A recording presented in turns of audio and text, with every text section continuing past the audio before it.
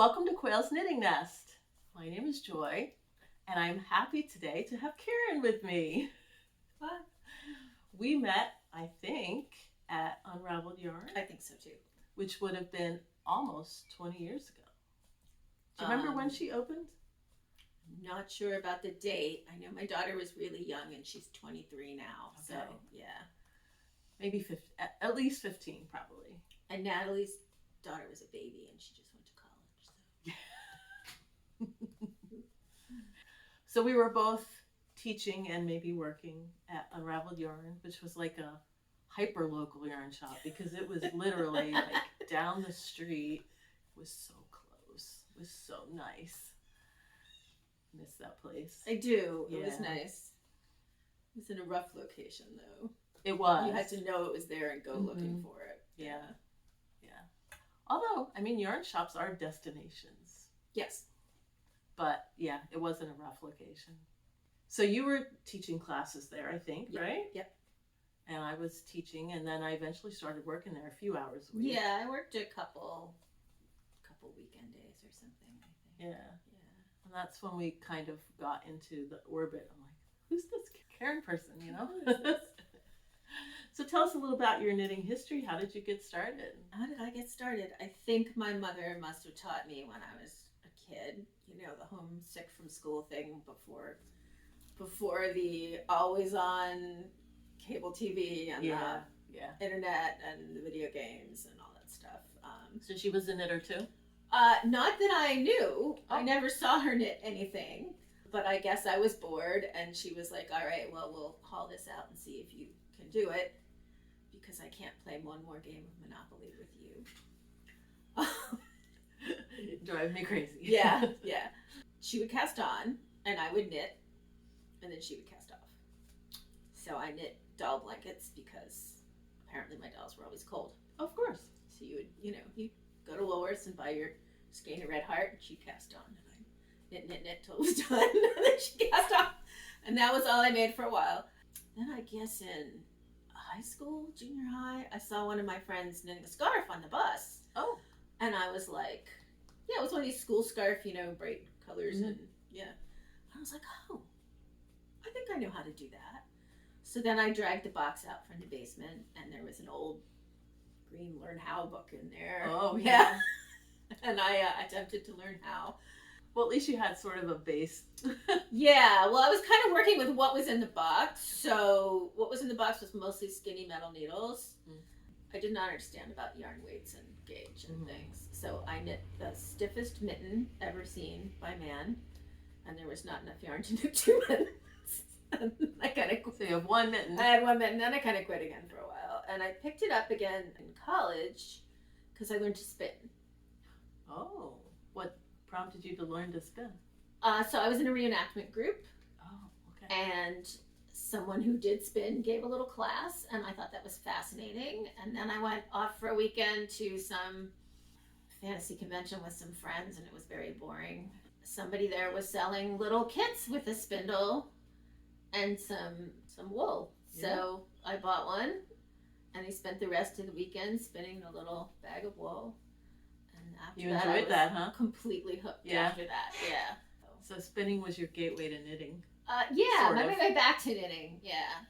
I was like, I could use I have to do something with this yarn. Now that I've made it. Now that I made it, what do I make out of it, Do you still spin today? Yeah. I used to do the whole thing, buy the shawl. fleece and and I don't do that much anymore. That's a lot. It is a lot, yeah. Especially if you're buying like a raw fruit fleece or whatever. Yeah.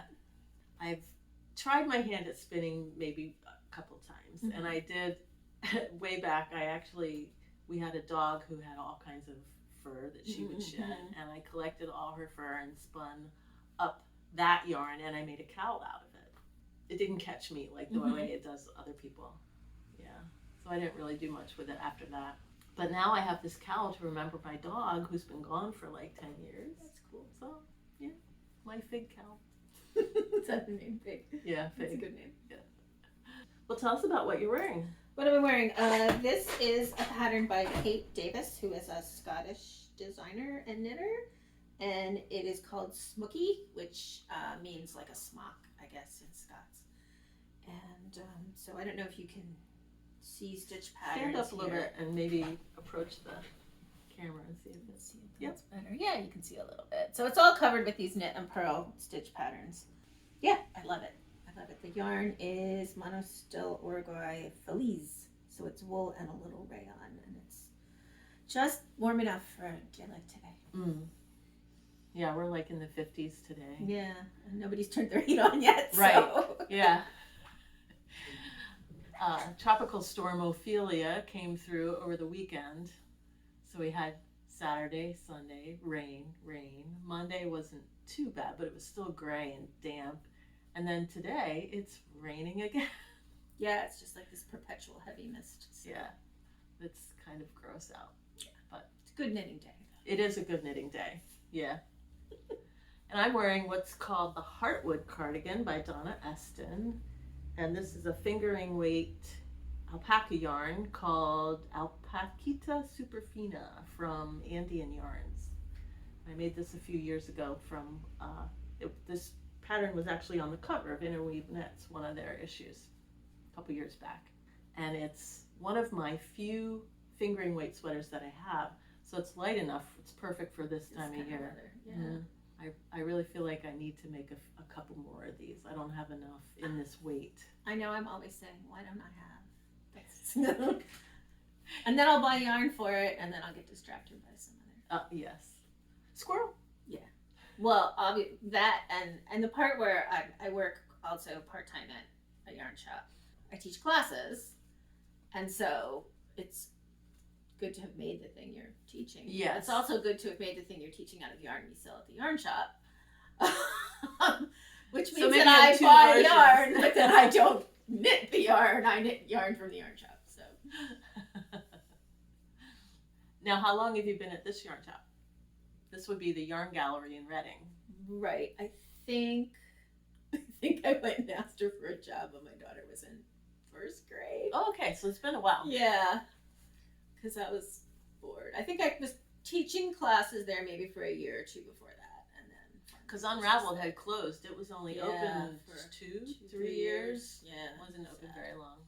And what did you bring to show us? So many things. So many things. I like all kinds of knitting except maybe Intarsia. I'm not a fan. I'm right there with you on that one. Yeah, it's like I can do it, but it's not. Not my favorite thing. Yeah. And I made these gloves for my husband a couple of years ago, and he does not wear them. Ooh. So I bought them because I know you had the beautiful gloves last time. Oh, how pretty. Wow, he doesn't wear them. So they are pristine because he does not wear them? They're untouched. Oh, wow, they're gorgeous. So is this from the Terri Shea book? It is. Yeah. I actually knit one of the models in that book. I know you did. That's great. Yeah. Do you remember this what one was the name is, of the book? Do you remember? I did. I wrote it down. It's Selbuvvater, Biography of a Knitting Tradition. And these are the number 17. They're gorgeous. Beautiful. So you haven't stolen them from him to wear? They're too big. Oh, they're too big. Yeah, he has guy hands. Oh yeah, the fingers are really long. Not great. Well, they are beautiful. So yeah, they're just kind of enshrined in the bin of hand warming knits and gloves and things, and they float to the bottom because he doesn't wear them. And oh well. Yeah, I'm not sorry to have made them anyway. And then the other thing that I brought, which is weirdly the same colorway, it's just a fun cowl. Oh, that's beautiful. Isn't that fun? It's called the Shallmillens Snood, and the designer is Donna Smith. And this is Cascade Heritage Fingering, I think. I would like it if it was just a little bit wider. Oh, yeah, I could see that. But just a little, not like, you know. Yeah. But it's long enough to wrap twice and be cozy. And I like this one. It looks woven. yeah, it was just fun to do all the different patterns, and the tree. 200-gram skeins of fingering got me through. I think I cut one of the patterns off like halfway, maybe, because I was running out of yarn. But that was it. So That's really pretty. That's fun. Yeah, you never got bored because like when you were just tired, like, oh, more of this pattern, different pattern. Yeah. Yeah. Once you're done with that pattern, you're like, oh, let me move on to the next. Yeah. So that's another potato chip knitting. So Yes. You want to keep going and going. Yep. See what the next pattern is going to be like. Well, I have a couple of Afghan squares. Yes, I want to see. So I'm working on Norah's Vintage Afghan, and this is square 20. I'm using Cascade Eco Wool. So this is the last square from that pattern, but there were 2 squares that I skipped. So this is I'm calling it my substitute square 9 because I didn't like square 9. So this is what I did for that. And this one was a square I had seen on another blanket. It had maybe 20 squares as well, but this was the only square in the whole blanket that I liked. So I didn't buy the pattern. Right. I just reverse engineered it, made a chart, and worked it up. I'm really happy with this. I like the way it turned out. So I have one more square to do, and then I have to put it together. Are you going to mix the colors up? Have you thought about how you're going to do that? I'm going to do every other, because I have 10 white and 10 brown, so I'm just going to do every other square. Yeah. And then they're also, the way the pattern is, they're put together orthogonally, so one's this way, one's this way. Oh, I see. Yeah. So I'll probably have maybe like all the whites going this way and all the browns going this way, or whatever. I'll play with it. So the cables don't all flow in the same direction. Yeah. Yeah. That's cool. I think it kind of gets you to look at each one more individually, though. So that'll be an undertaking to put them all together. But I have all my all your ends there. All my ends to help me sew. Yes. I love knitting shawls, but I don't find that I have much opportunity for wearing shawls. Mm-hmm. So, I think that's a common theme, at least among all the knitters I'm I have like a shelf full of shawls, but yeah. So this is the last one that I made. That's gorgeous. And it's called Renaissance because we were going on a vacation and there was going to be a fancy dinner.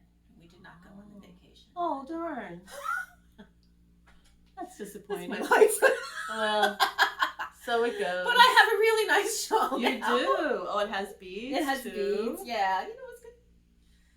And it's silk, and yeah, I had a good time. So you said the name is Renaissance? It's Renaissance Shawl, and it's Anne-Lise Maigaard, Maigaard.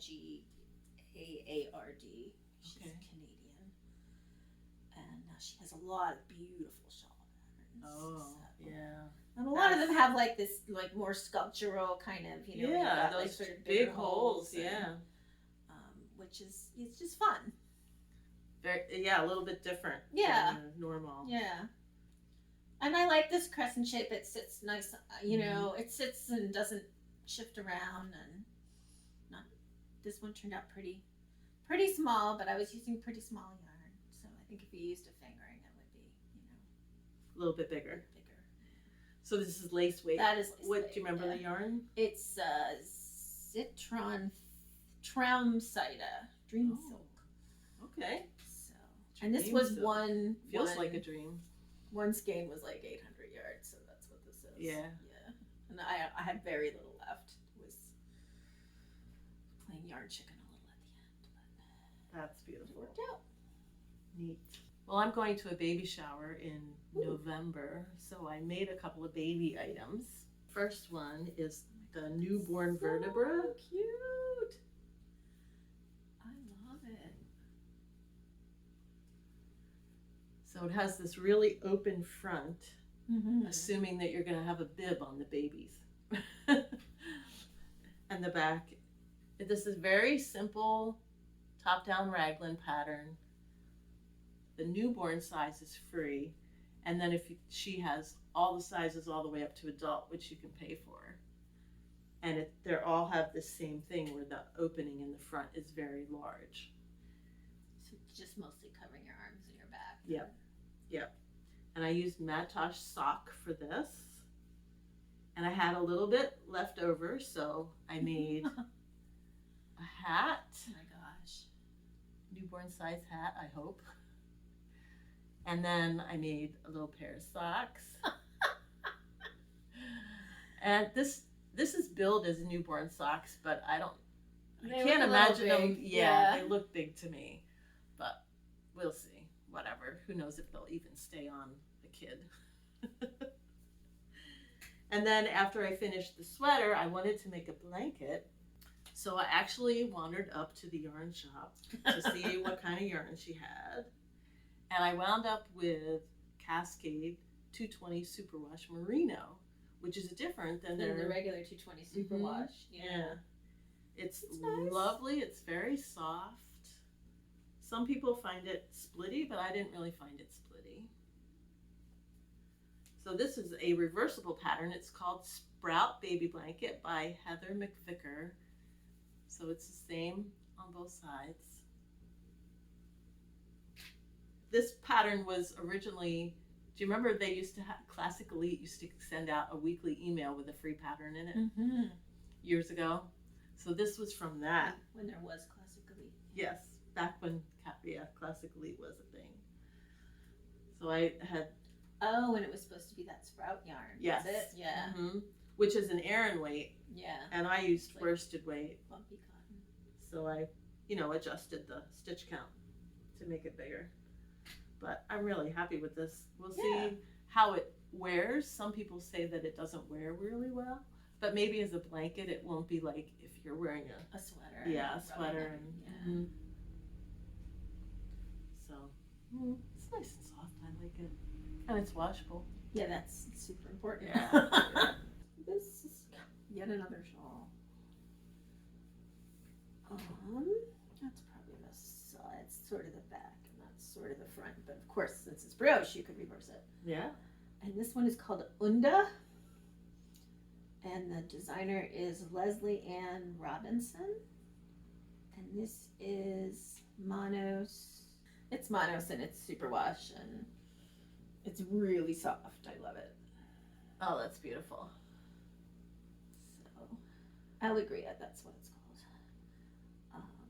Yeah, so I modified the pattern a little bit because hers was actually like an equilateral triangle.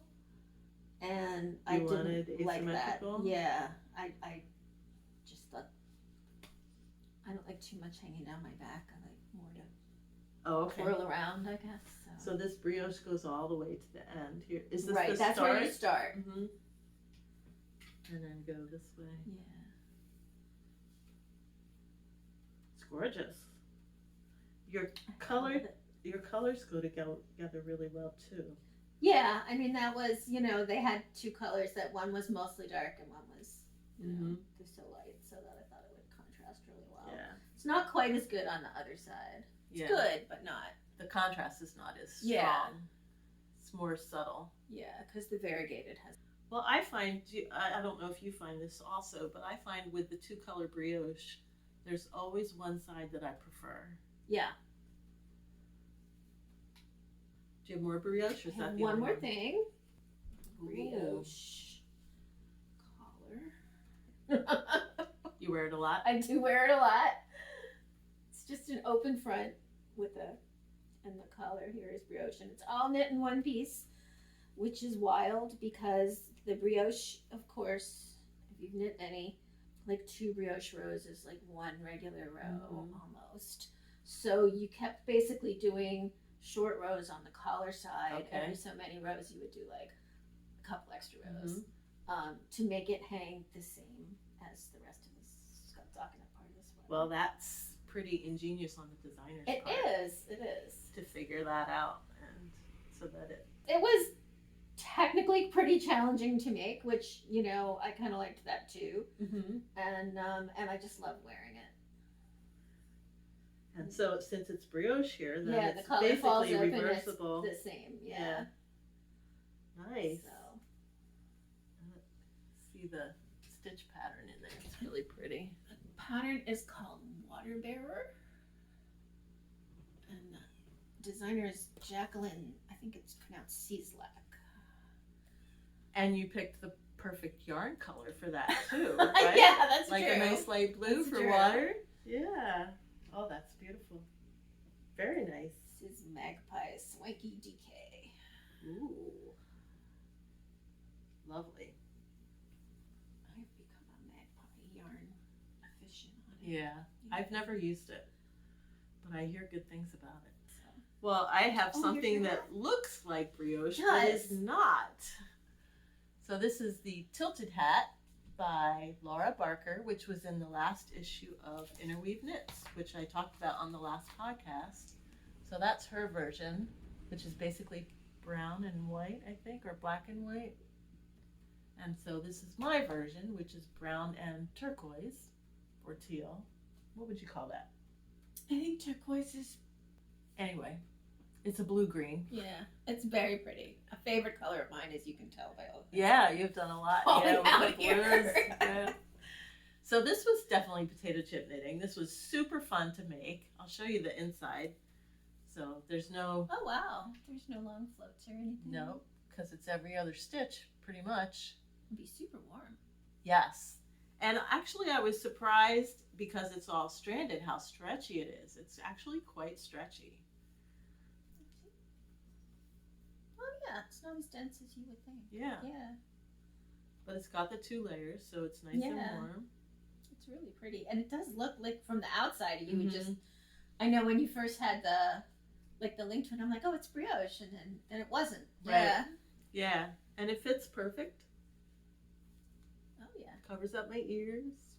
Perfect size for you. Yeah. It's a great little hat. And I used the Cascade Eco Wool. This is yarn left over from the Afghan that I'm making. Because I have all the brown yarn, and then I have 1 skein of turquoise. So I used that for the hat. Yeah, well, it called for worsted weight yarn, and you know what? I've discovered I don't have a lot of worsted weight in my stash anymore, because most of it is DK. And I feel like a lot of dyers sort of rebranded their worsted as DK at some point. Oh, yeah? Yeah. Like Miss Babs, like her Yowza used to be branded as a worsted, and now she says it's a DK. It's the same yarn. Huh. Interesting. Yeah, well, it seems like DK, like when we first met, there was no DK, pretty much. I mean, you could find it, but you had to look. Very little. Yeah. You can find sport and worsted. Right. Yeah. But now it's emerged as like the weight of choice, which is interesting. I myself had always preferred the DK because I always felt like the worsted was a little bit too heavy. So I guess I'm not the only one. I guess not. One more sweater. This was last fall's sweater. So this is a boxy, a Giorgio Locatelli boxy, but this is the lace and fade boxy. Oh, that's beautiful. More magpie. And it is very boxy. You're right. It is very boxy. So how much ease is in here? I don't know. This is like, there's like 20 inches of ease. Yeah, I mean, look how There's wide it is. Yeah, and it's well, I'm wider than you, but still.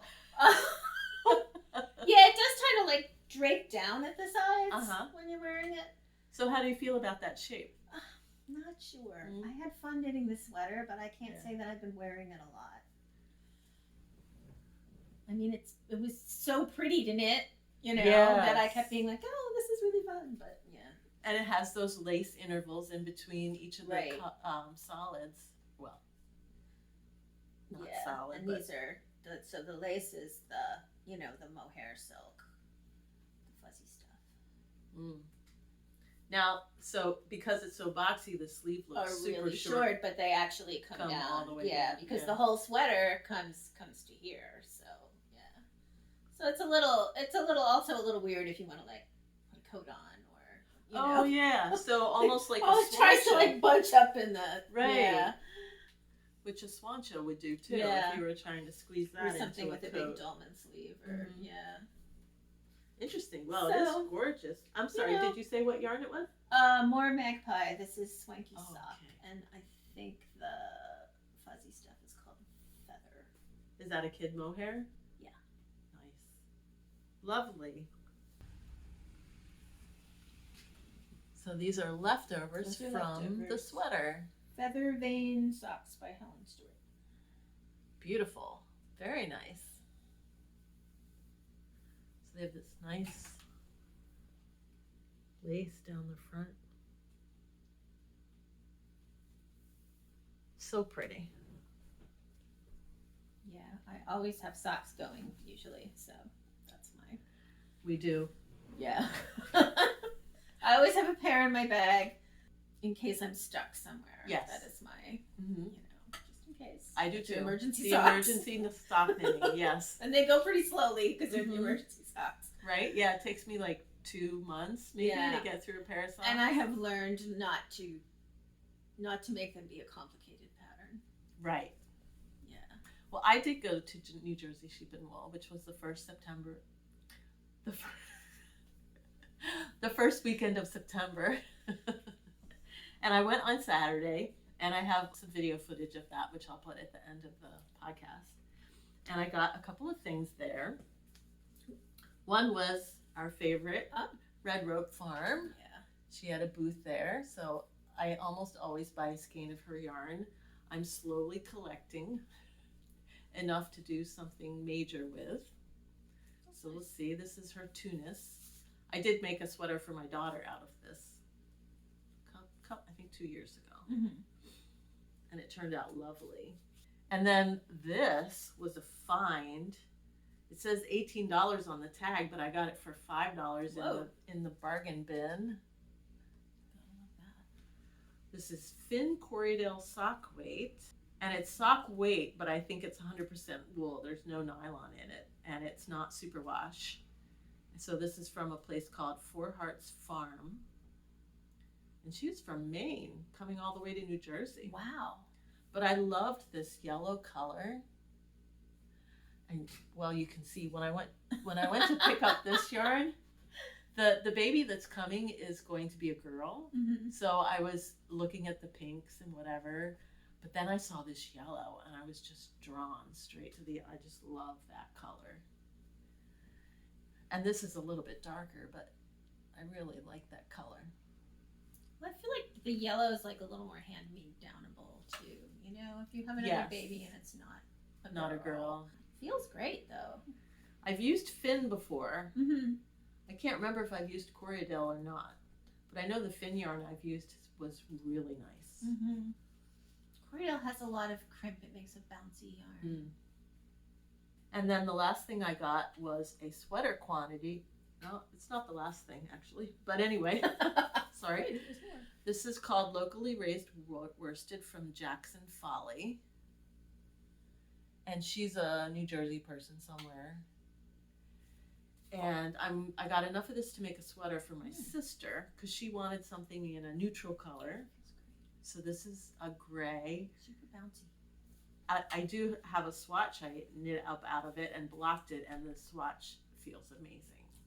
I have no idea what kind of yarn it is. It doesn't even say. It just says it's Jackson Folly Farm, but it feels really nice. It does, and it's soft like a merino almost, you know. So, and it has very wide variations in the colors. So some of the skeins are very dark, like this piece, and then some of the skeins are really light, like this piece, and then some of them are sort of mixed, like this one.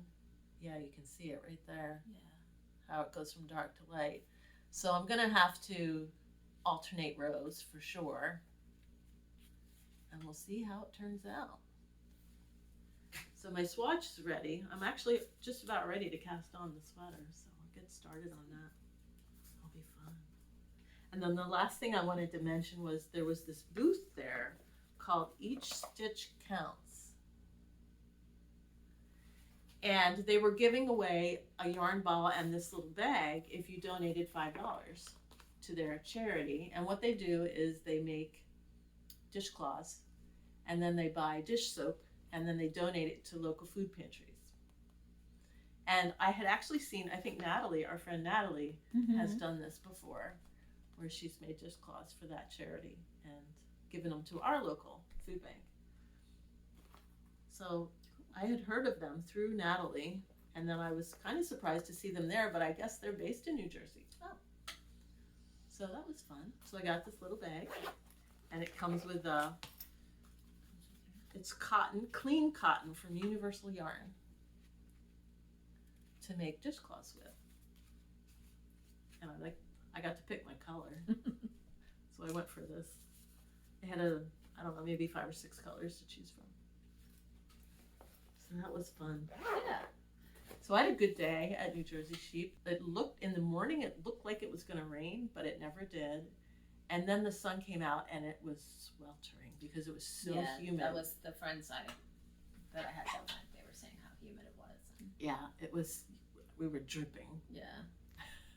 The nice thing about New Jersey is that it's not a huge show like Rhinebeck. I love that about it. You can like walk all the way around all the vendors and then like go have lunch with your friends and think about it and then go back and buy the things that like you couldn't stop thinking about. And that's exactly what I did with this. I knew I was looking for yarn for Mimi's sweater, and this was the very first booth that I saw. So I'm like, well, I can't buy it at the very first booth. Right.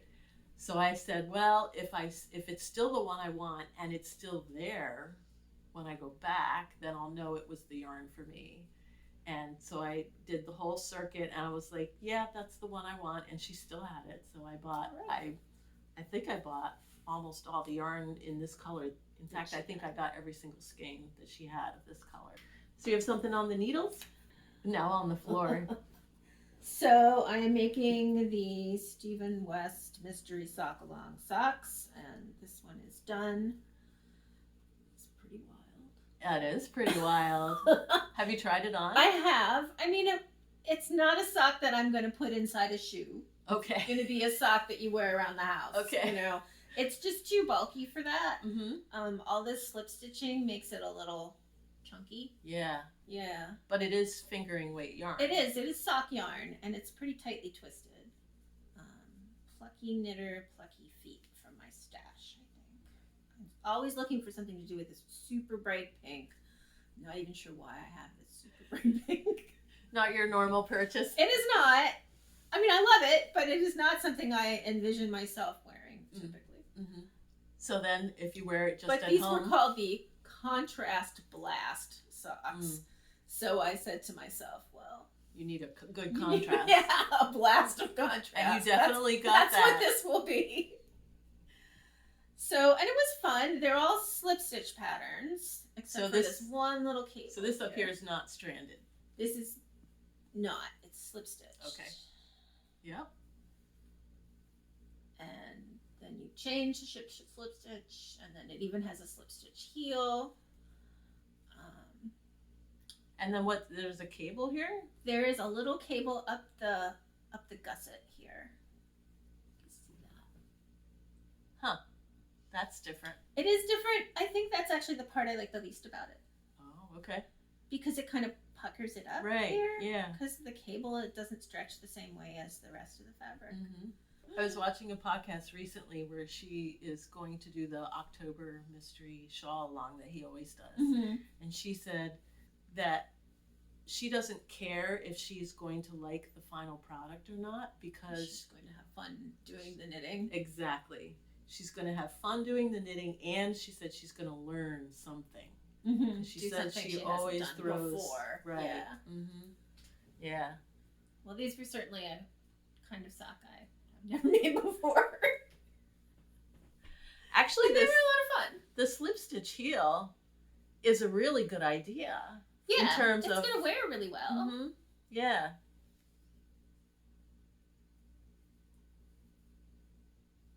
So that's fun, neat. and I like that. That's as far as the second one's gotten. When does the knit along end? Oh, I'm sure it's done. Like it was in July. Oh, okay. And I finished a sock, and then got distracted. Squirrel. Yeah. Squirrel. Yeah. So. Well, I am also working on a pair of socks. This is an older sock yarn. Oh yeah, special blow band. Yeah. I don't think you can find this anywhere anymore. Yeah, I don't know if they still make it. So I had made a pair of these years ago when you could buy it. This is how the colorway's coming out. I love this. I had made a pair for Jim, for my husband, and he wore them a lot and wore them out, and they're gone. And then Janet was digging around her stash and found this exact same colorway that I had made before. And she's like, I'm never going to use this. Why don't you take it? And I just love the colors. But it's interesting to me. So if you feel the yarn, you can tell it's an older sock yarn just by the way it feels. Not super. Yeah. Most newer sock yarns have a really soft hand to them. I feel like some of the German ones are still this kind of a hand. Oh, like okay. The opal, for instance, still pretty much feels like that. Okay. But I still love to wear them. But yeah, I mean, my feet don't mind that. Mm-hmm. It's just that maybe I'm not going to use it for a non-sock project. Right. Like you wouldn't use it for a shawl or a scarf. Yeah. Yeah. But I just love this striping pattern. So since I made the last pair for Jim, I decided to make this pair for myself. And I need a new pair of blue socks anyway. So I'm almost to the heel on the first sock. I like. So you like a pretty long. I like a long. So my needle is 8 inches long. So I'm right at probably where I'm going to start the heel, because I like a nice long cuff to keep me warm in the winter. So we're both working on socks. Always, all the time. Because my mom knits her own socks, so. So you said in the beginning you didn't notice that she was knitting. She did not. She picked it up again after she retired. Oh, okay. Are you going to Rhinebeck? Definitely going to Rhinebeck. Are you going to stay overnight? Definitely staying overnight. Did you get a house? No, we just got a hotel room. It's just me and my one girlfriend this year. So we'll probably meet up with other people there. I'm taking the bus from Conversational Threads. Well, thank you so much for joining me today. Thank you so much for inviting me. It's been so fun to chat with you and catch up. Yes. It's been a while since we've seen each other. And just to see your beautiful knitting. Well, thank you. The shawl's still sitting here and I'm just like, oh, so pretty. It even kind of goes with my pink sweater.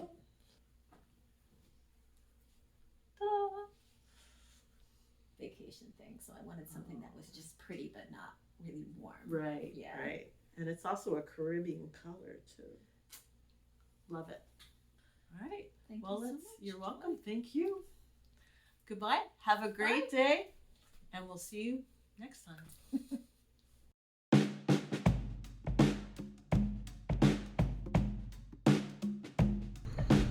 I'm here at the New Jersey Sheep and Fiber Festival. It's 73 degrees, very foggy, and looks like it could rain at any second. But for now, it's great.